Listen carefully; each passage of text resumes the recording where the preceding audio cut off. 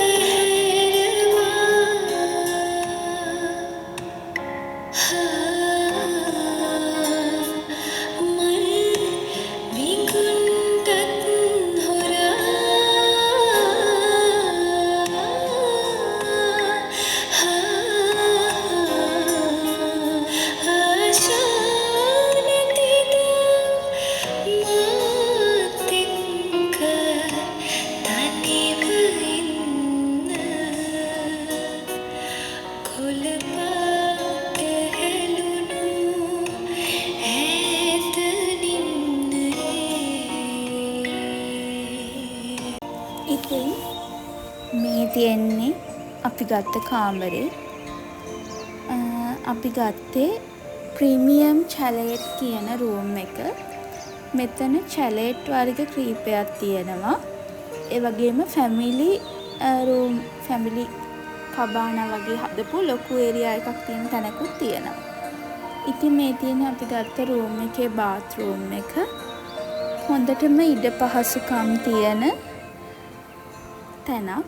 මේ කාමරේ ටීවී එකක් තියෙනවා, ටී කෝන එකක් තියෙනවා. ඒ වගේම ඇතුලේ වාඩි වෙන්න පුටු දෙකක් තියෙනවා. හරිම කම්ෆර්ටබල් බෙඩ් එකක් තිබුණා. ඒ වගේම මේ ලස්සන view එක. මේක ගැන කියන්න වචන මදි. අපි හිටපු දවස් දෙක වැඩිම වෙලාවක් අපි ගත කරේ මේ බැල්කනියට වෙලා මේ පරිසරයේ සුන්දරත්වය බලාගෙන ඉන්න. ඒක හරීම හිතට සහනයක් වුණා.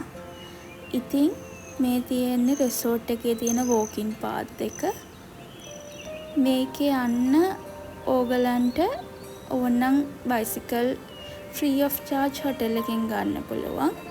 නැත්තම් මේ අපි වගේ පයින් ඇවිදගෙන මේ ලස්සන සුන්දරත්වය විඳින්න යන්න පුළුවන්.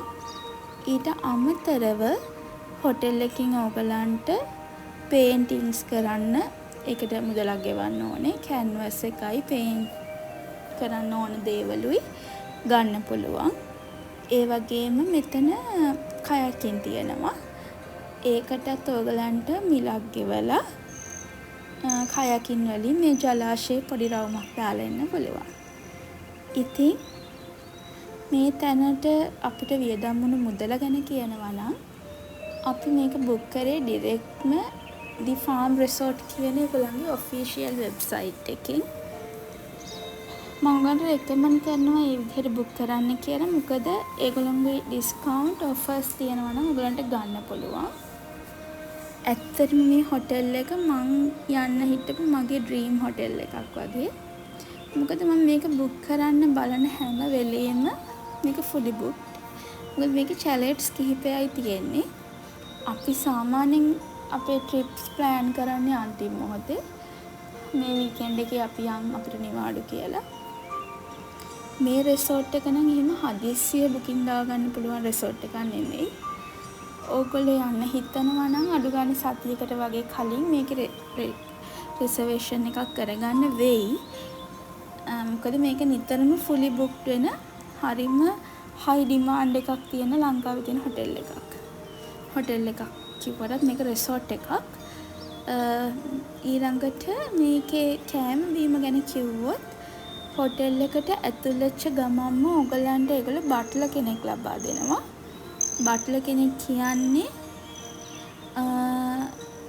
ඕගලන්ටම වෙන් කරපු සේවකයෙක් ඉන්නවා. එයා ඕගලන්ට ඕන හැම දෙයක්ම ලෑස්ති කරලා දෙනවා. ඕගලන්ට කෑම ඇලර්ජි තියනවද? ඔයගොල්ලෝ වෙජිටේරියන්ද, නන් වෙජ්ද, කන්න කැමති මොනවාද, අකමැති මොනවාද? ඒ හැම දෙයක්ම බලලා ඔයගලන්ට අවශ්‍ය විදිහට හැම දෙයක්ම ලෑස්ති කරලා දෙනවා.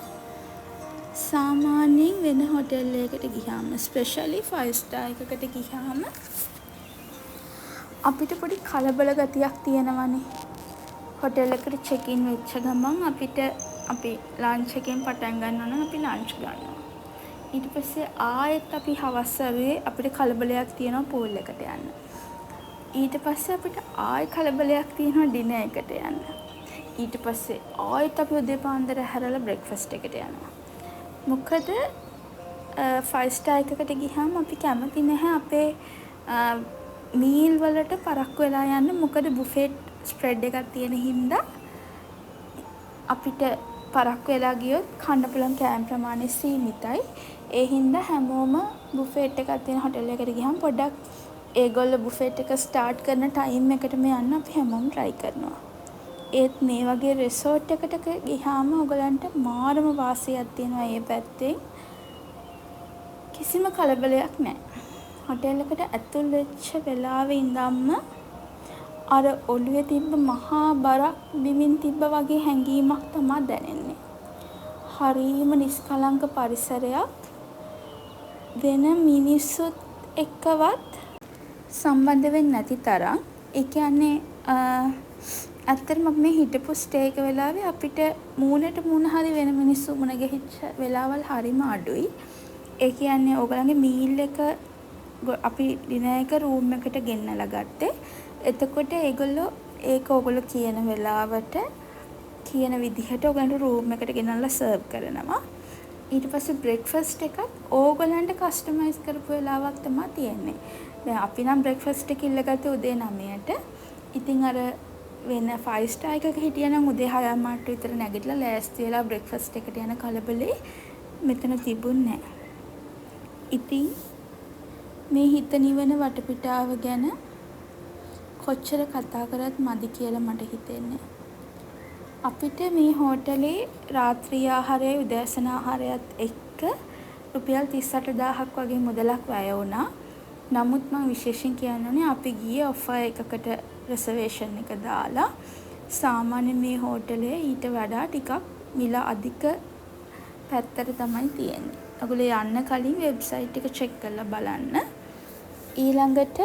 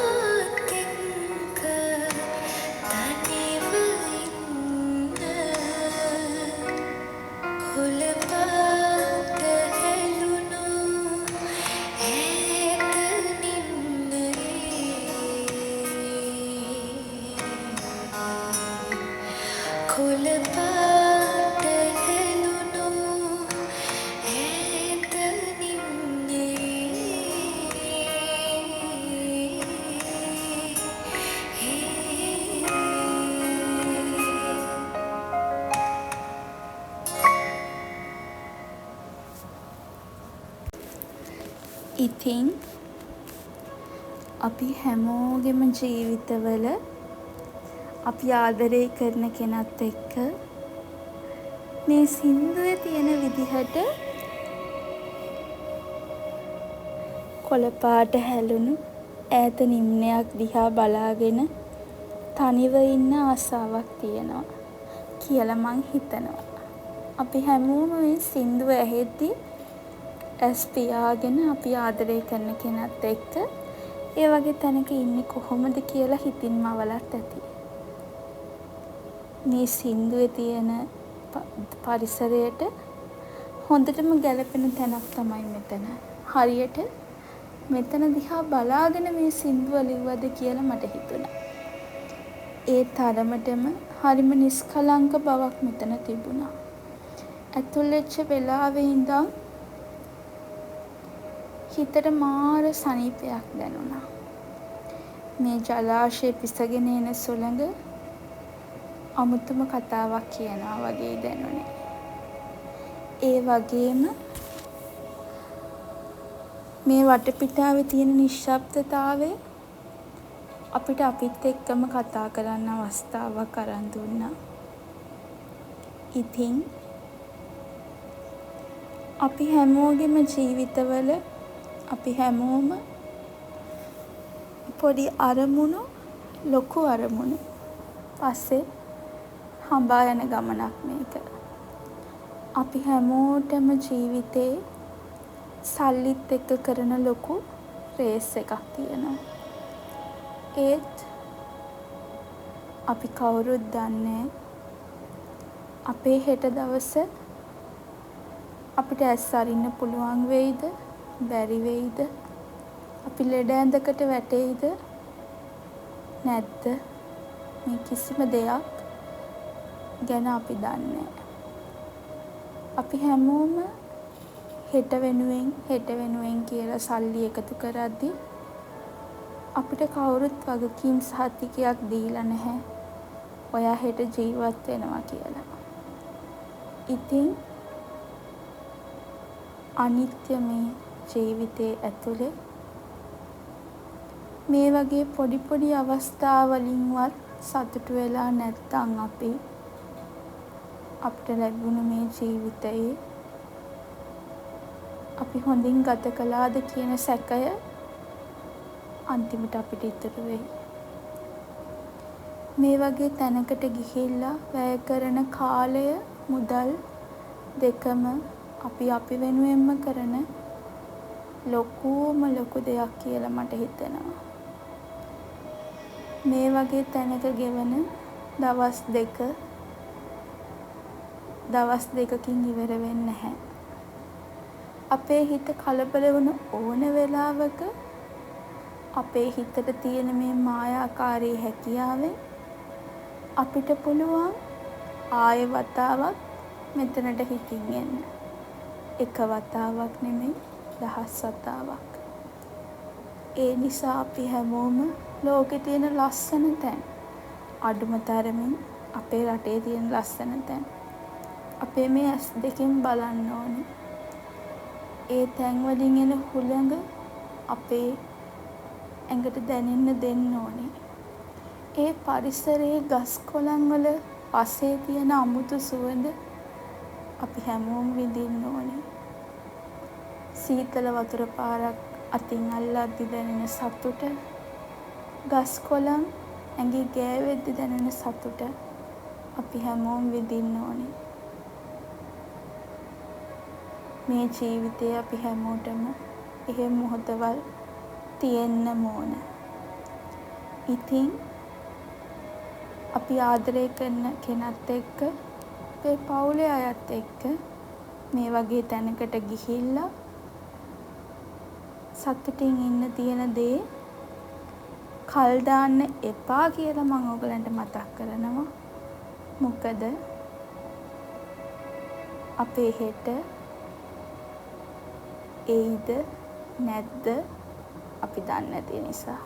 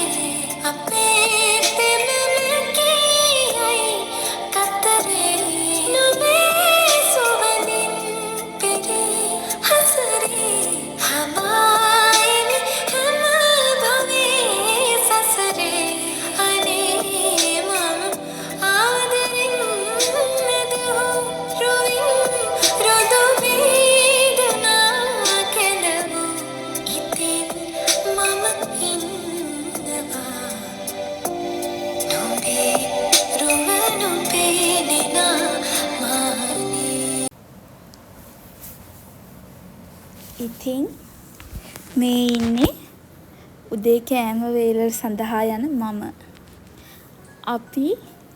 අපිට උදේ කෑම වේල ලෑස්ති කරලා ඉල්ලුවා ජලාශය අයිනෙම. ඒගොල්ලෝ අපි ඉල්ලපු විදිහටම ඒක අපිට ලෑස්ති කරලා දුන්නා. ඉතින් මේ ජලාශය පේන මානේ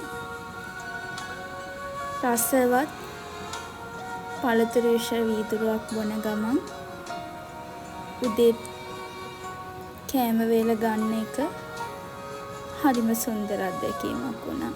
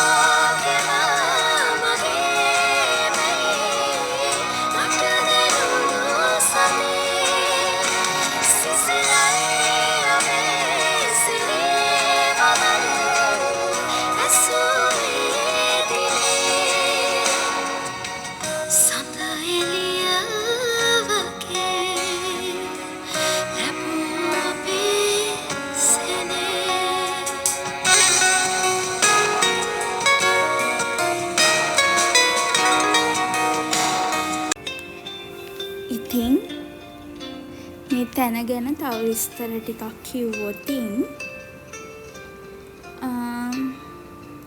මේක පිහිටලා තියෙන්නේ හැටන් වික්කොය ප්‍රදේශයේ පොඩි රෙසෝට් එකක් විදිහට තියෙන තැනක්. ඕගලන්ට හැබැයි මෙතන ලක්ෂරි එක්ස්පීරියන්ස් එකකුත් දෙන්නේ නැතුවමත් නෙවෙයි. ඉතින් මේ පරිසරය දිහා බලාගෙන නිදහසේ ඉන්න කැමති අයට ගැලපෙන හොටෙල් එකක් කියලා මට හිතෙනවා මෙතන. ඇත්තටම හිතලා බැලුවහම විවේකයක් නිවාඩුවක් අරගෙන අපි බලාපොරොත්තු වෙන දේ මෙතන තිබුණා කියලා මට හිතුණා. සමහර විනෝද ගමන් ගිහිල්ලා ආවට පස්සෙත් අපේ හිත තව ටිකක් කලබල වෙන ගතියක් තියෙන තැන් තියෙනවා නේද? නමුත් මෙතනින් අපිට ඇත්තම විවේකය කියන්නේ මොකක්ද කියලා දැනගන්න ලැබුණා. ඉතින් මාව බලාගෙන ඉන්න ඕගොල්ලෝ හැමෝටම මම කියනවා මේ තැනේ ලස්සන විඳ ගන්න ඕගොල්ලෝ හැමෝම යන්න. මේ වගේ තැනකට යන්න මුදල් වැය කරන්න අපහසු නම් ලංකාවේ ඕන තරම් අඩු මුදලට ලස්සන වටපිටාවන් තියෙන තැන් ඕන තරම් තියෙනවා. තමන්ට වැය කරන්න පුළුවන් මුදල් ප්‍රමාණය අනුව තමන්ට ගැලපෙන තැනකට ගිහිල්ලා මේ නිදහස තමන්ට දෙන්න කියලා මං ඉල්ලනවා. මේ ලෝකේ තියෙන හැම දෙයකටම වැඩිය අපි ආදරය කරන්න ඕනේ අපිට. වයසින් වැඩි වෙද්දී අපිට ඒ දේ තේරුම් යනවා. අපිට ආදරය කරද්දී අපේ මනසට මේ වගේ විවේකී මොහොතවල් අපි ලබා දෙන්නම ඕනේ. මුදල් පස්සේ හැල්මේ දුවන ජීවිතේට මෙහෙම නිදහසක් ලැබෙන්නම ඕනේ කියලා මම විශ්වාස කරනවා. ඉතින් වැඩි කතා බහ අඩුවෙන් ඕගලන්ට මේ වීඩියෝ එක පුරාම මේ පරිසරයේ සුන්දරත්වය විඳින්න අවස්ථාවක් දෙන එක තමයි මගේ අරමුණ වුණේ. හරියට භාවනාවක් වගේ මේ වීඩියෝ එක ඉවර වෙද්දී හිතට සෞම්‍ය හැඟීමක් හැමෝටම දැනෙන්න ඇති කියලා මම හිතනවා. ඉතින් තවත් මේ වගේ ලස්සන වීඩියෝ එකක් අරගෙන එනකම් සතුටින් සැහැල්ලුවෙන් තමන්ට ආදරය කරමින් මේ ලැබිච්ච වටින ජීවිතේ වටින දවස් ගෙවන්න කියලා ඔගොල්ලෝ හැමෝටම මම ඉතා ආදරයෙන් ප්‍රාර්ථනා කරනවා. ඉතින් එහෙනම් සුබ දවසක් ඔගොල්ලෝ හැමෝටම.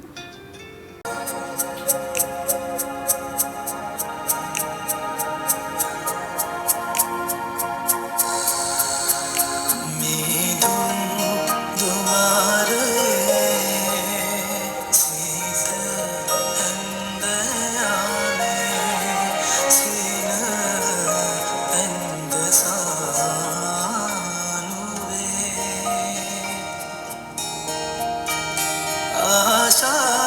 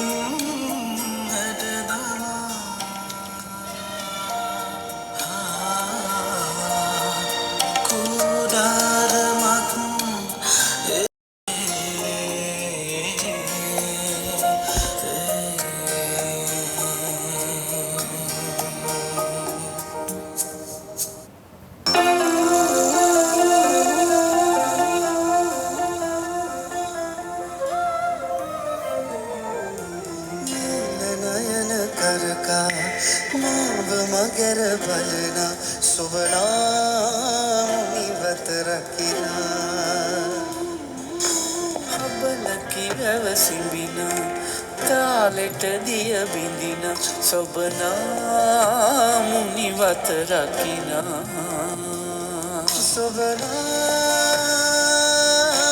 ඔරුවක මල් පුරවා මල් කුමරොට පිටුපා ඇදුනා